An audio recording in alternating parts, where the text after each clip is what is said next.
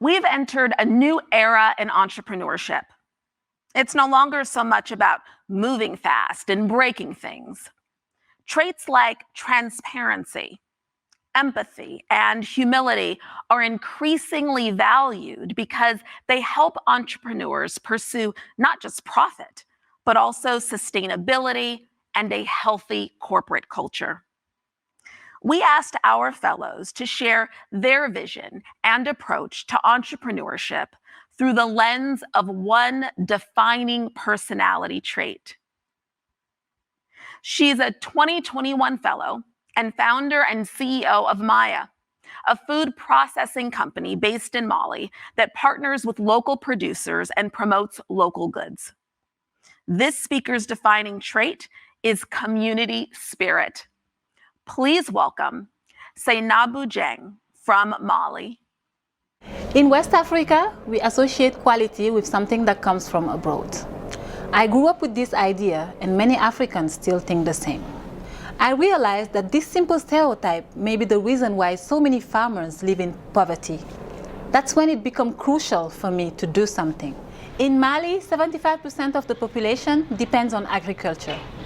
Many farmers can't have a decent life because they can't sell their products and have no way to preserve fresh fruits, vegetables, or milk. I realized that by simply buying and processing those products, we could improve the lives of several billions farmers. I created Maya to show African consumers that we too can do wonders with our local products and help lift our farmers out of poverty. Maya makes spices and culinary products made from local raw materials. We partner with small producers of vegetables, cereals, and spices in Mali. They supply us, we train them, and buy the raw material at a fair price. We make fresh chili sauces, breadcrumbs with local corn and wheat, pancake powders. Our products are sold in grocery stores in Mali, Senegal, Burkina, and Ivory Coast. Our ambition is to continue expanding to other African countries and internationally, reaching more customers sharing our values, and creating more opportunities for local farmers. Over the past 4 years, we've been able to supply more than 250,000 products, reaching around 10,000 families whose children will grow up thinking, "This is made near my home and it's good. I can do it too." Our next speaker is spontaneous and open-minded. She's certainly shown that she can seize the opportunities that life throws at her. Her defining trait is curiosity. This 2021 fellow is tackling plastic waste in Myanmar. Please welcome our 2021 fellow, co-founder and director of Myanmar Recycles, Mimi Wu. In 2013, I was living in Uganda when a friend called me from Myanmar and said, "Mimi, I think your plastic recycling business can work here. You should come check it out." My first thought was, sure, followed immediately by, where exactly is Myanmar? I booked a flight. I didn't know how I'd gather data, let alone communicate with anyone, but I let my curiosity lead me, as it has for most of my life. The night I arrived, I spotted my first lead. It was a garbage truck. Yeah, I chased down a garbage truck. I had to know where the waste was going. My arm waving only caused laughter and confusion, but luckily, a couple passing by helped to translate. And the next day, I went out to the country's largest landfill. I was connected with the authorizing department and later to potential buyers we sell to today. I squeezed months of research into 3 days. And at the end of my trip, I took the plunge to move to Myanmar, despite not knowing anyone there. Fast forward to 2017, when Myanmar Recycles landed the first public-private partnership to collect plastic waste. My co-founder and I have had to learn everything from scratch. We still make mistakes, but a lot of that is experimenting. How do we better wash really dirty plastic bags? How do we collect and sort plastic more efficiently? Before I left for college, my mom gave me a card that said, "Life isn't about finding yourself. Life is about creating yourself. So nurture your curiosity and let it fuel you to spark action. Because if you never ask, the answer will almost always be no. The door will remain closed. And you won't do something crazy like start a plastic recycling company in a foreign country without any engineering or entrepreneurial experience just to pursue your dream of changing the world for the better. Next up, we have a speaker who has swam against the current and defied the voices that said she couldn't. Her characteristic is drive, and she used it to start a green construction company in her home country, Iraq. Please welcome our 2021 fellow, the founder and CEO of KESK, Basima Abdulrahman. Do you remember the first time you were inspired by some greater purpose? My moment was back in August 2014, when the terrorist group ISIS started to occupy major cities in Iraq. I was in grad school in the United States. The conflict and the violence were devastating. They threatened the very existence of my country. The night the conflict started, I could not sleep. I feared for my family and relatives on the one hand, and the fate of the country on the other. That night, I vowed to go back to Iraq and do something good and meaningful. I started a green building business in Iraq at a time when most of the country was focused on military operations, the economic crisis, and political tensions. It was tough, but I believed in it. I knew it would be beneficial to the country, so I did not back down.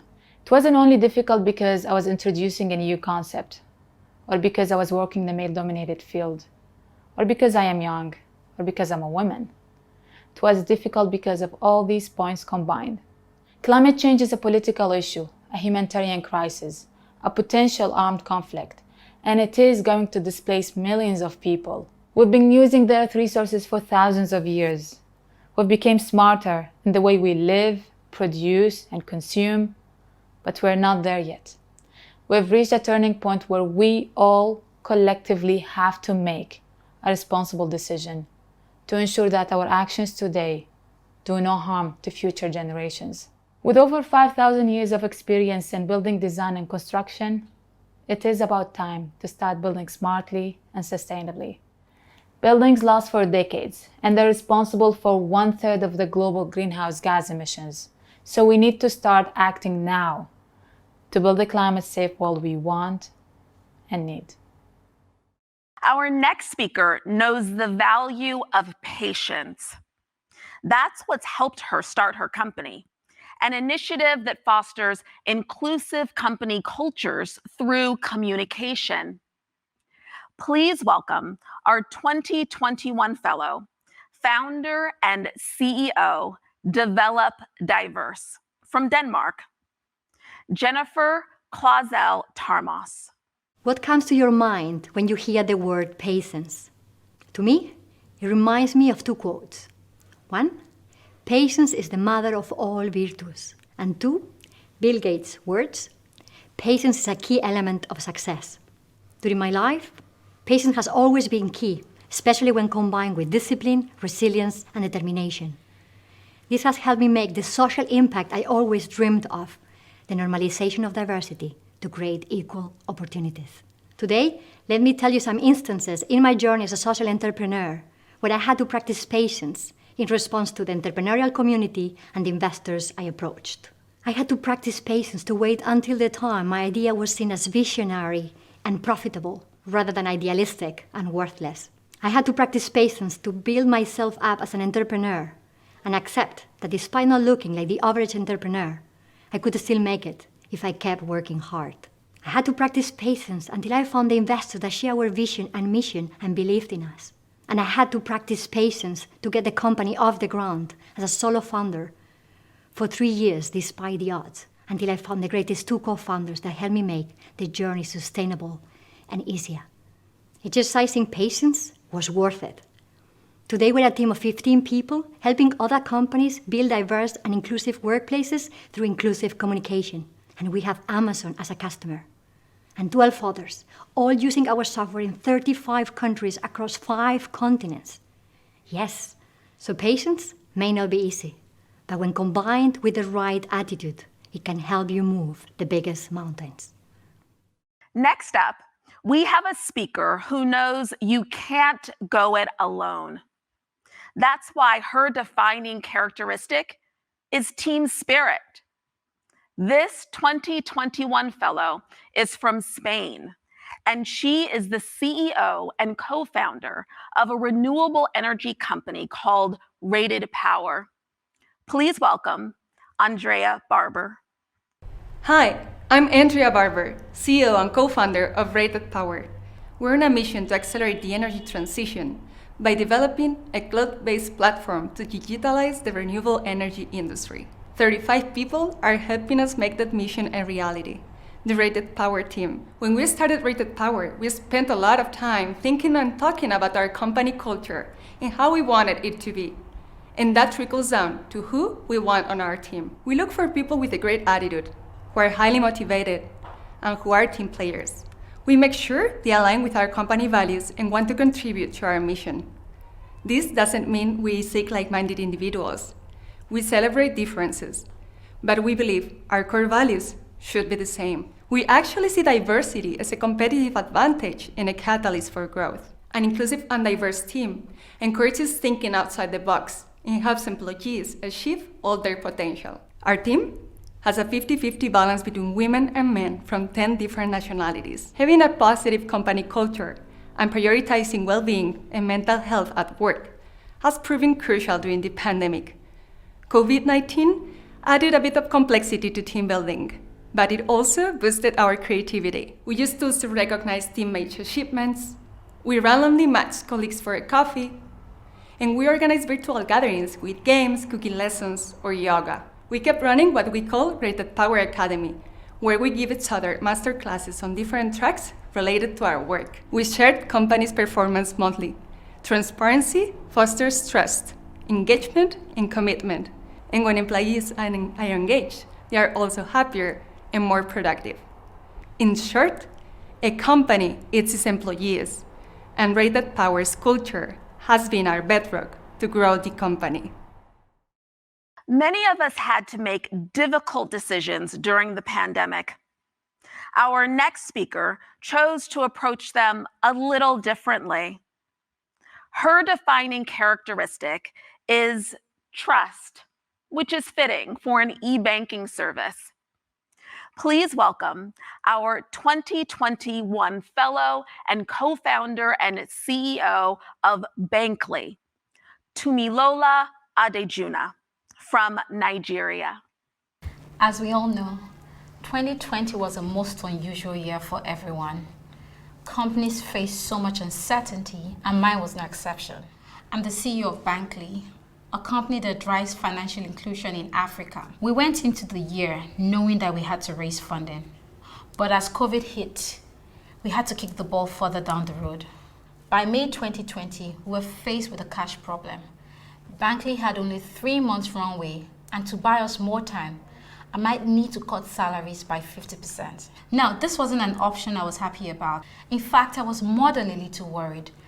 I didn't want to have a 50% cut in income to families already burdened by the pandemic. After a lot of thoughts, I decided to call a town hall meeting and lay it all bare.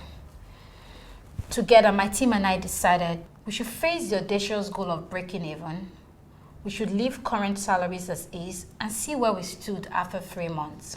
I was quite amazed when they said if management agrees to keep salaries as is, then they were committed to the goal and no one will leave Bankly for at least 6 months. This experience for me was a classic case of team spirit, and it was humbling and mind-blowing. And a few months later, we did achieve monthly break-even. We raised the bridge fund, no one left the company, and we never had to cut salaries. I learned 3 major lessons from this experience, and the first one is a clear goal is the gorilla glue that binds people together. Transparency can build a sense of trust that is worth more than money. Be vulnerable. Give the team a chance to say, we got you. Clear communication is key. If I had made the decision alone, I wouldn't have experienced my team's love, support, and commitment. I gave them the chance to choose, and it turned out even better than I could have ever imagined. Next up, we have a speaker who identifies with transparency.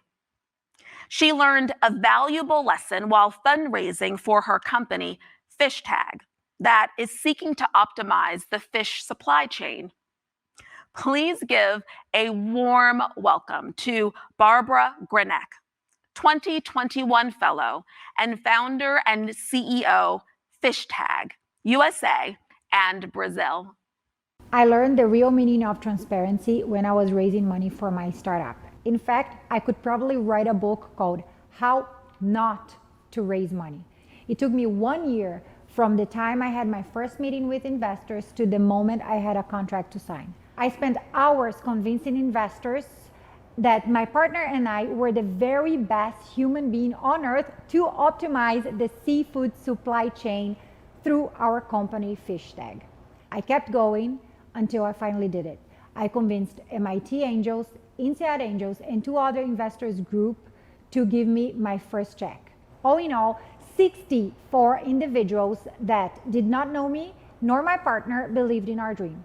It was amazing news because we were a little under 2 months from running out of cash. Unfortunately, the day before we were supposed to sign the contract, my partner calls me and says, "Barbara, the startup life is not for me. I am going back to my old gig and I'm leaving Fishtag." Boom. I had been working for more than a year without a salary. I had been working 24/7. I had a 1-year-old at home. I had a newborn at home. I was exhausted and my business was on the brink of a collapse. The first thing that came out to my mind was, how can I twist this in a positive way so that investors don't back out? Well, transparency is telling the truth no matter how hard it is and no matter the consequences. I did not twist the story. I told the investors the truth, nothing but the truth. So help me God. And the 64 individuals stayed. And today they trust me, my management, more than they wouldn't have otherwise. Therefore, be transparent. Now we have a speaker who embraces unconventionality because she's always been one to stand out. Say hello to the founder and CEO of Roots Studio, a company that celebrates art and improves market access for fashion. Our 2021 fellow, Rebecca Hoy. Growing up as one of the only Asians in a small town in Arizona, you end up sticking out quite a lot. I'm always told to pronounce things the right way, that my nose was too flat. And when I gave my first crush 粽子, sticky rice wrapped in a lotus leaf, he gave it back to me because he said it smelled too bad. Being the only Asian in a small town makes you stand out quite a bit, but you're also expected to really fit in. That's why everyone was surprised when I told them that I loved art, rap music, and got a C in accounting. As I aged away from these teenage insecurities, it turned into a lifelong observation and curiosity for other cultures that were being forced to assimilate into a dominant culture. When I left college, I became a Fulbright researcher, living and working with indigenous communities that were on this cusp between tradition and modernity. They were told the same thing over and over, that they were backwards. And in order for them to move forward, they would have to learn English and math. But for generations, these indigenous communities have been communicating through music, song, visual paintings, and dance. It's where their true voice and creativity shines. But they don't value it because people tell them that they're inferior, and they lose their confidence as they can't get paid from it. So they leave the village to become someone else. At the same time, being in the United States, when I walk down the fashion districts of Soho, window after window, I see designs and trends inspired by indigenous culture. Yet these communities don't get any credit or money from it. And it made me realize we could actually get these artists paid by connecting them directly to the zeitgeist of fashion, a $2.4 trillion industry searching for authenticity in a world of plasticity. And that's exactly what we do at Roots Studio. We reframe appropriation into celebration by giving these communities consent, authorship, and money. As I aged away from my teenage insecurities, I became more confident about my own roots, and I want other cultures to feel confident about theirs too. We've got another speaker lined up who likes to go off the beaten track. Her defining characteristic is non-conformism. She builds medical devices to detect respiratory conditions. say hello to our 2021 fellow, the co-founder and CEO of Seynabou Labs Ellington West, USA. Being a young Black woman and leading a global healthcare company that is dedicated to transforming the way that healthcare is delivered is quite unconventional. But in my experience, it takes someone who thinks and acts in unconventional ways to truly make an impact. I think about how much can change in a short period of time. And I'm truly inspired when I think about my grandmother, who was a NASA human computer, but was also the daughter of a slave.